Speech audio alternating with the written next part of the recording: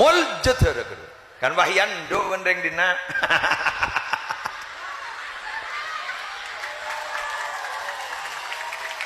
Aduh, aku apa tukang andun hebat terus. Mata tak porok yo, kebinin kancan aku. Mak tepak kebinin tibir, padahal jauh. Cetai beri nyamber aja. Padahal tak kelambian. Lepote kapi coklat kapi. Mata tak porok berah. Macam tahun aja. Dari atas rokok bawa nyur lah, tang bini.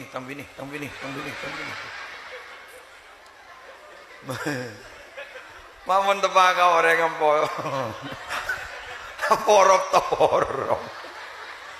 Sama kebinin kancan deres. Ya Allah.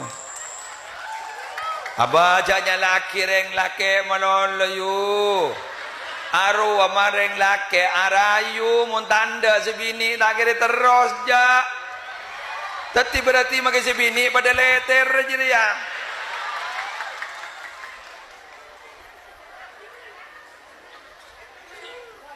Apa ger?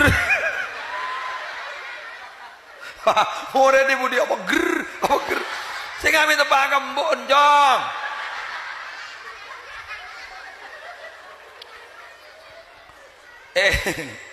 Talangkong ya mon seerayu ma iya bocok lelaki ya apa pada pun koceng beri kota sih salgam nih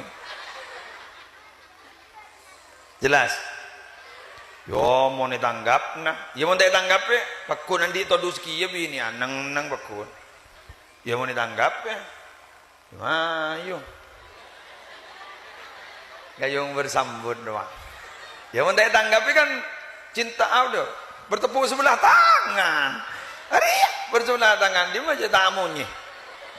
Cak tanggapi. Bini anjak dia. Sudah. Mar. Ini lagi. Lagi nembian kadung ngucap. Qabil tu nikah apal kok kita terus dia. Makai yulang na boleh apal kok. Qabil tu nikah wa tazwijaha bil mahril madkur. Itu sudah amanah dari Allah. Sengak jog sampai kiamat kini kemudian.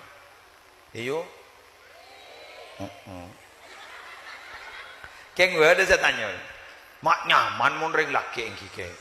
Ada orang mau lihat bini dua. Mak udah tahu lihat laki dua. Tiga bala anak pembian mau tahu lihat laki lebih itu. Kebala.